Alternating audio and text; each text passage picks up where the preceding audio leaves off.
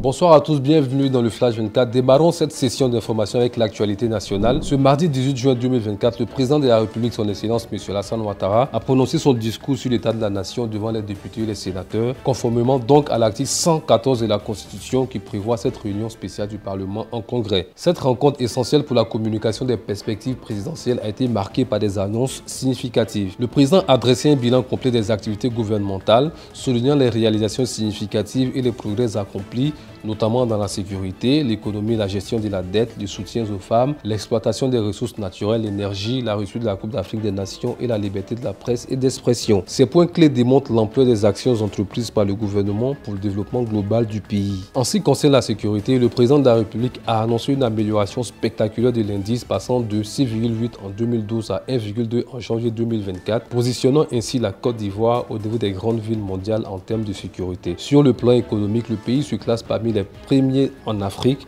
affirmant son rôle majeur dans la région. Le président a également mis en avant la gestion prudente et maîtrisée de la dette, garantissant la viabilité économique du pays. Il a également souligné l'importance du soutien aux femmes à travers le Fonds d'appui aux femmes de Côte d'Ivoire, FAFSI, contribuant ainsi à leur autonomisation économique. Concernant les ressources naturelles, la Côte d'Ivoire maintient son leadership mondial dans la production de cacao, de noix de cajou, d'EVA et de coton, renforçant ainsi son économie agricole diversifiée. Dans le domaine de l'énergie, malgré des augmentations, le coût de l'électricité reste compétitif dans la région, favorisant ainsi donc le développement industriel et le bien-être des citoyens. Le chef de l'État a également mentionné la réussite de l'organisation de la CAN qui a enregistré une audience de 2 milliards de téléspectateurs dans le monde. Cela démontre ainsi la capacité du pays à accueillir des événements internationaux d'envergure. Enfin, le renforcement de la liberté de la presse et d'expression témoigne des efforts, selon le chef de l'État, pour maintenir un environnement médiatique libre et transparent. En conclusion, le discours du président de la République, son Excellence Alassane Ouattara, a mis en avant les avancées significatives du pays dans différents domaines, tout en laissant entrevoir des perspectives pour l'avenir économique et politique de la Côte d'Ivoire. Au chapitre de l'éducation nationale, les résultats du brevet d'études du premier cycle BEPC 2024 ont enregistré 245